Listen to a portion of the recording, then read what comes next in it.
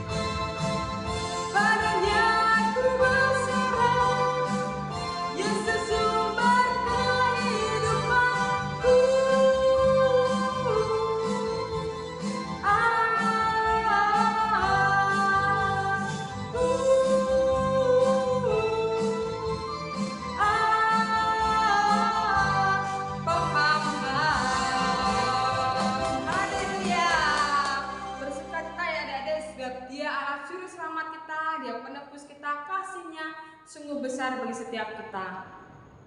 Mari adik-adik kita siapkan hati kita di sore hari ini. Sebelum kita mendengarkan berapa firman Tuhan, kita pujikan kasih Yesus sungguh indah dalamku.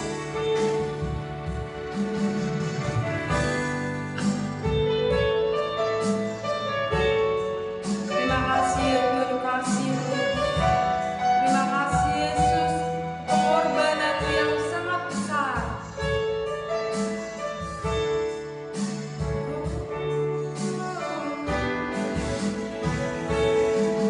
Kasih Yesus sungguh indah dalamku.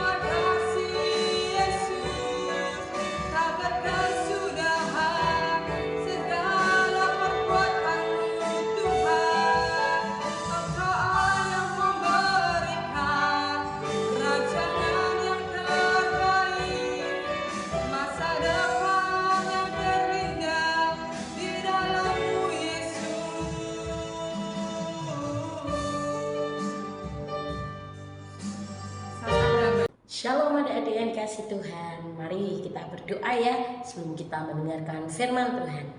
Terima kasih Tuhan untuk hari ini. Terima kasih untuk penyertaan-Mu di sepanjang hidup kami. Kini saatnya Tuhan kami mau duduk diam mendengarkan firman-Mu. Firman-Mu itu yang menjadi kekuatan dalam kehidupan kami.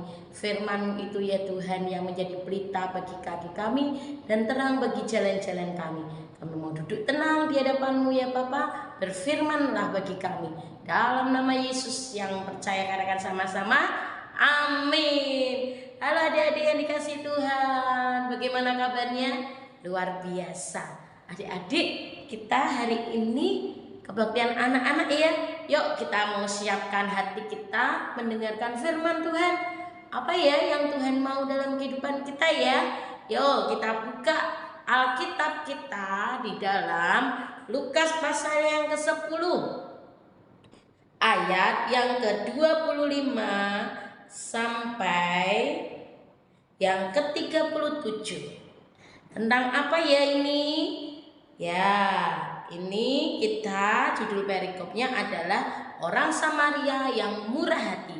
Untuk tema minggu ini adik-adik tentang kasih. Katakan kasih. Kasih itu apa ya?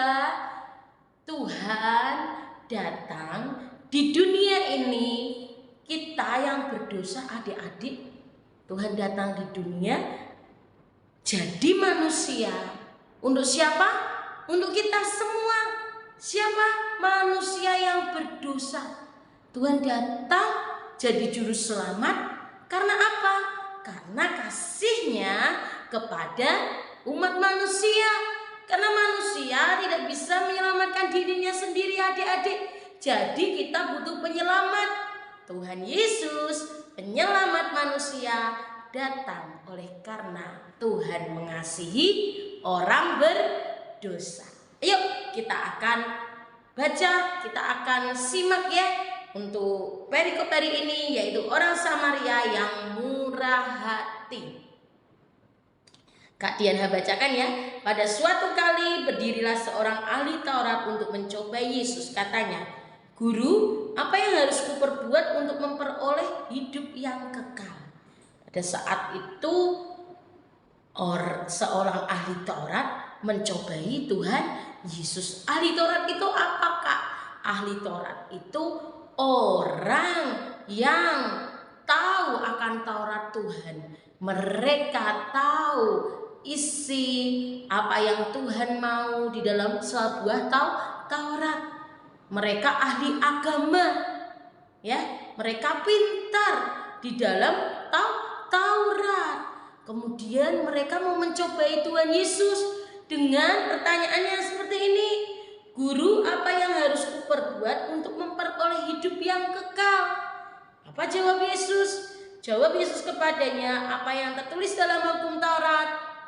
Apa yang kau baca di sana?" Nah, Tuhan menjawab, ketika ahli Taurat bertanya, "Supaya aku dapat hidup kekal harus apa?"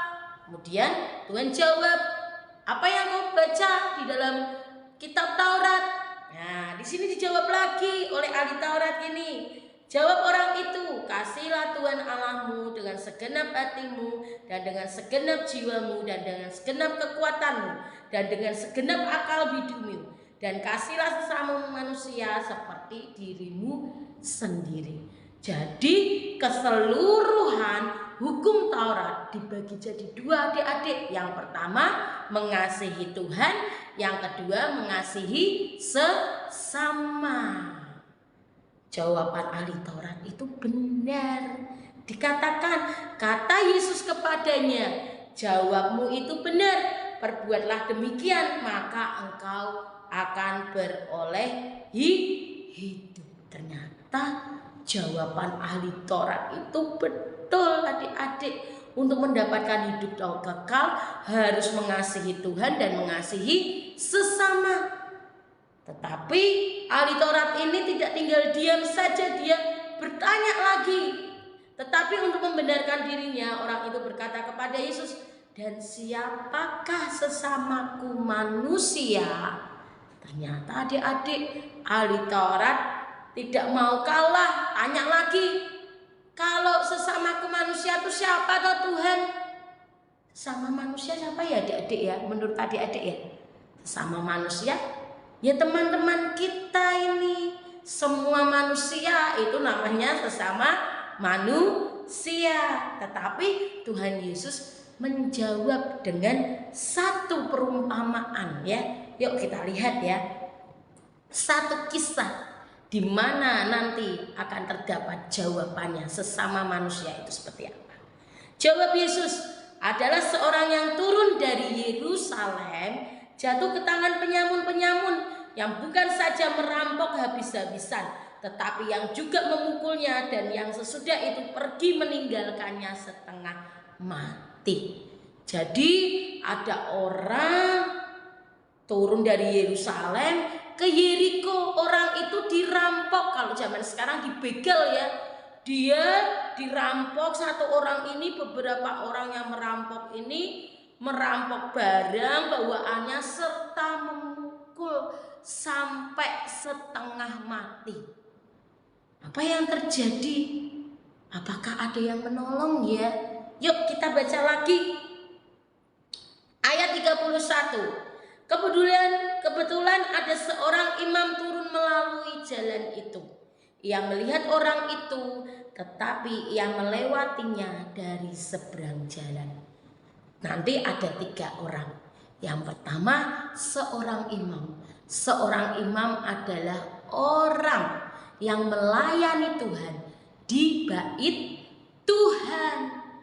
Dia lihat ada orang yang sudah dirampok habis-habisan, bahkan dipukul sampai setengah mati. Ketika melihat orang itu, seorang imam ini hanya melihat dan melewati. Loh, Kak, kok enggak ditolong? Ada apa, Kak?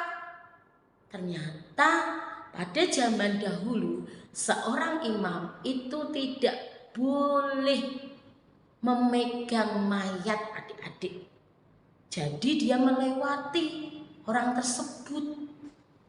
Tetapi hukum yang daripada Tuhan, hukum Taurat itu, apa yang sudah dikatakan pada zaman perjanjian lama, itu sudah digenapi oleh Tuhan Yesus ketika Tuhan Yesus datang ke dunia ini.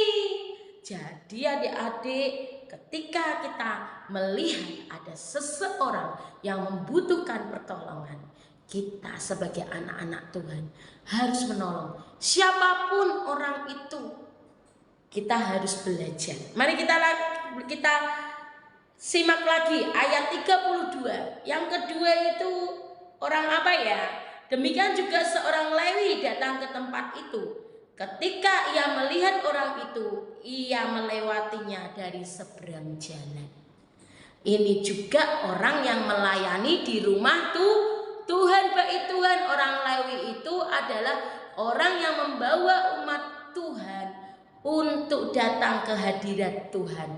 Yang sekarang yaitu pemusik dan pemuji, orang yang suka memuji menyembah Tuhan di sebuah gereja. Tetapi ketika melihat orang itu juga melewatinya.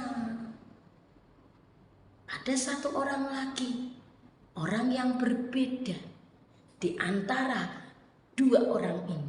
Kita baca bersama-sama ayat ke-33. Lalu datang seorang Samaria yang sedang dalam perjalanan ke tempat itu.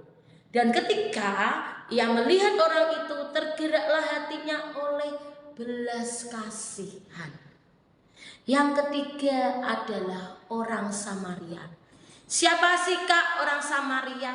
Orang Samaria adalah orang Yahudi, tetapi sudah kawin campur. Akhirnya mereka dikucilkan.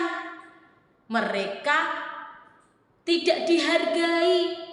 Tetapi orang Samaria yang dikucilkan ini, saat dia melihat ada orang yang dirampok dan mau mati, orang ini tergerak belas kasihan.